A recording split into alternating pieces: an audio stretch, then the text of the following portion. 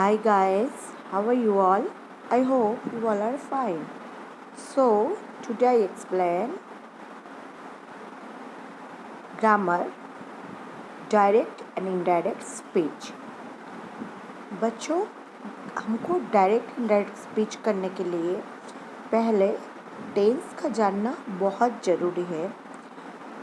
जैसे कि आप लोगों ने टेंस यानी काल जो हम लोग पहले एक्सप्लेन कर चुके हैं, तो आज हम उसी के आधार पे जो है टेंस का जो हिसाब से डायरेक्ट इनडायरेक्ट स्पीच सीखेंगे कि डायरेक्ट से इनडायरेक्ट स्पीच हम कैसे कन्वर्ट कर सकते हैं। ठीक है, डायरेक्ट से इनडायरेक्ट स्पीच बनाना मुश्किल होता है, लेकिन इनडायरेक्ट से डायरेक्ट स्पीच बनाना बहुत ही आसान होता है। ठीक है, तो आज हम लोग उसके बारे में जानेंगे। रेडी? सबसे पहले हम ये जान लेते हैं एस ओ जो होता है subject, S subject, O object. Ready? V जो होता है वो वर्ब होता है। रेडी? तो आज जो है हम लोग उसके बारे में टोटली ब्रीफ से जानेंगे कि कैसे डायरेक्ट से इनडायरेक्ट स्पीच हम लोग इस्तेमाल उसका जो होता है कन्वर्ट कैसे करते हैं। ठीक है, तो चलो स्टार्ट करते हैं।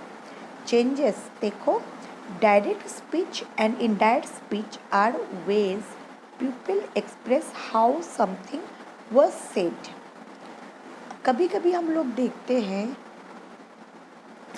पहले हम लोग क्या देखते हैं, सब्जेक्ट बैठते हैं, उसके बाद क्या आता है, ऑब्जेक्ट आता है, उसके बाद जो होता है वर्ब आता है। यहाँ पे पहले सब्जेक्ट फिर वर्ब फिर उसके बाद आएगा object.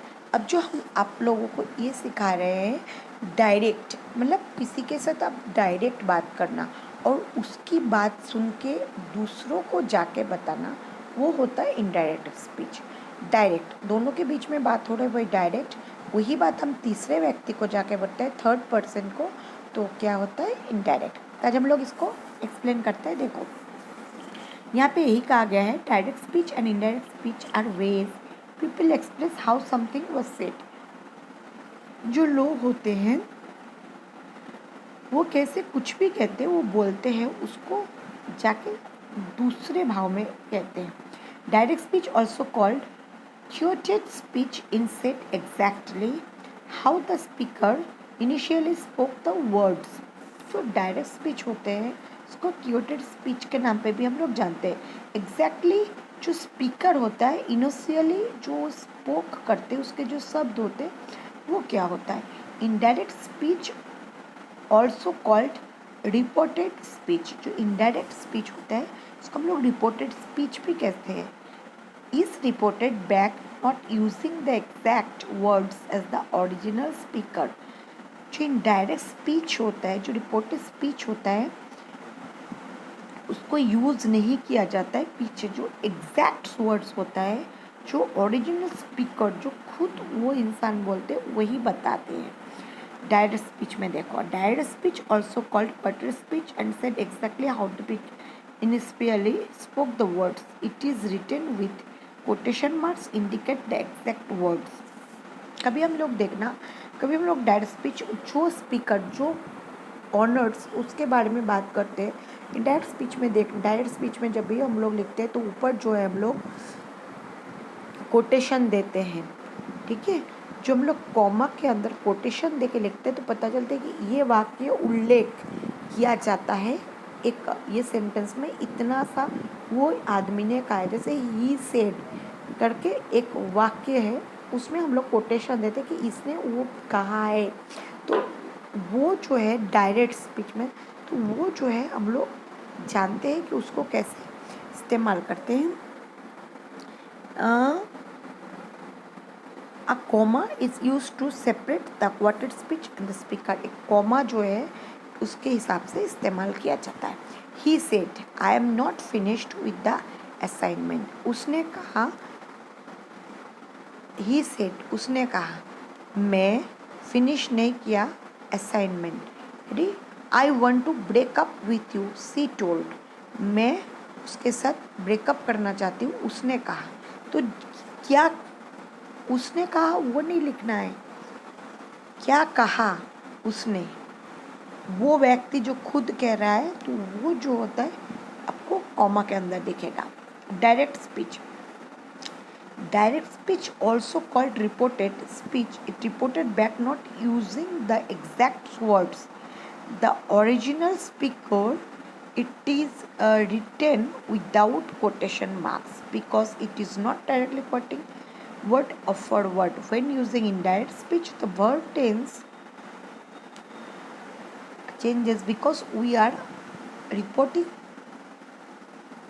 things that have happened in the past. A comma is not used. अगर वो व्यक्ति खुद ये बात कहेगा तब ये कॉमा का इस्तेमाल नहीं होगा, लेकिन अगर हम उसकी बात जाके दूसरे को जब कहेंगे तब हम उसको कॉमा का इस्तेमाल करेंगे। ये प्रत्यक्ष उपरक्ष। Ready? He said he was not finished with the assignment. उसने कहा, ही सेड, यहाँ पे ही सेड उसने ही कहा है कि वो ये असाइनमेंट फिनिश नहीं किया। तो इसमें देखो कॉमा नहीं है, लेकिन यहाँ पे ही said I am not finished, यहाँ पे अगर आई का इस्तेमाल होता कि उसने कहा है कि मैं, ये नहीं, तो फिर मैं जब हो जाता ये उसने कहा है वो। रेडी? उसने कहा है मैं जब हो जाता तब यहाँ पे कोटेशन होता है। रेडी? समझ में आया? She told me that she wanted to break up with me. उसने कहा वो मुझसे रिश्ता तोड़ना चाहती है। उसने कहा मैं ये रिश्ता तोड़ना चाहती हूँ। तो अगर आई होता यहाँ पे तो कॉमा होता, आई नहीं है इसलिए यहाँ पे कॉमा नहीं होगा क्योंकि वो खुद ये बोल रहे हैं। Ten changes when reporting speech, जो टेंस होते हैं वो चेंज होते हैं, इसको रिपोर्टिंग स्पीच इसीलिए कहते हैं। The verb tense change when reporting speech, direct speech, indirect speech from a quoted speech, direct speech. Indirect speech को quoted करके direct speech कहा जाता है। When using indirect speech, the verb tense that changes because we are reporting things that have to happen in the past. You do not have to use that when reporting speech. हम reporting speech को कभी भी कहीं पे भी इस्तेमाल नहीं करते। इट इज़ दिस, एक कोटेशन दिया गया है, देखो यहाँ पे अच्छे से। She said I like candy. यहाँ पे हम क्या करें, सी सेड कॉमा के अंदर आई लाइक कैंडी। उसने कहा मुझे कैंडी पसंद है। She said she like candy. I की जगह क्या आ जाएगा, सी। यहाँ पे आप ही भी कर सकते हो क्योंकि यहाँ पे कोई भी जेंडर को कंफर्म नहीं किया है। रेडी? अगर यहाँ पे ही सेड होता तो हम यहाँ ही सेड लिखेंगे, सी सेड होगा तो सी सेड लिखेंगे। Ready? I am playing baseball, John said. John ने कहा कि मैं बेसबॉल, वो प्लेइंग कंटिन्यूअस टेंस है। John said he was playing baseball. John ने कहा कि वो बेसबॉल खेलेगा। वॉज, हम इसको एक कॉन्सिक्वेंस में लेंगे, past tense. Carol said I lived in England. Carol ने कहा कि मैं लिव्ड, पास्ट टेंस, मैं इंग्लैंड में रहता हूँ। Carol said that she had lived in England. Carol ने कहा कि वो जो है इंग्लैंड में। यहाँ पे देखो हैड क्यों इस्तेमाल हुआ है, क्योंकि यहाँ पे लिव्ड है। जैसे लिव्ड आ गया, आई के बदले में हम लोगों ने सी लिख दिया। करोल यानी गर्ल, उनको समझ जाना चाहिए गर्ल है तो सी। हैड इसलिए क्योंकि यहाँ पे पास्ट टेंस है इसलिए। आई विल हेल्प, ये फ्यूचर टेंस है। Them tomorrow, she said. Tomorrow यानी आवतीकाल, मतलब नेक्स्ट टुडे, नेक्स्ट डे। हम लोग जानते हैं कि हम लोग इसमें टुमारो की जगह नेक्स्ट डे भी कहते हैं। इसके पहले मैंने आप लोगों को सिखाया था कि yesterday, previous day, today, that day, and tomorrow version, tomorrow will next day. So यहाँ पे विल है और टुमारो है, तो हमको समझ जाना चाहिए वाक्य को देख के कौन सा टेंस बता रहा है, फ्यूचर टेंस। तो जैसे हमको पता चल रहा है कि ये फ्यूचर टेंस है, अब हम करेंगे विल का वुड हो जाएगा। She said that she would help them tomorrow, will के जगह help. Ready. Mark said we were studying all night, continuous tense.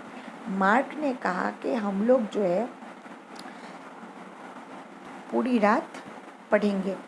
Mark said that they had been, क्योंकि ये प्रेजेंट कंटिन्यूअस टेंस हम देखेंगे यहाँ पे। तो had been studying all night, it has been perfect present perfect tense, it has been raining all day, he said, that said it been raining all day. Bill told me I had been waiting 3 hours, bill ने मुझे कहा, told के बाद से हमको पता चल गया पास्ट टेंस है। बिल ने कहा कि वो वेट करेंगे 3 घंटे। Bill told me that he had been waiting for 3 hours.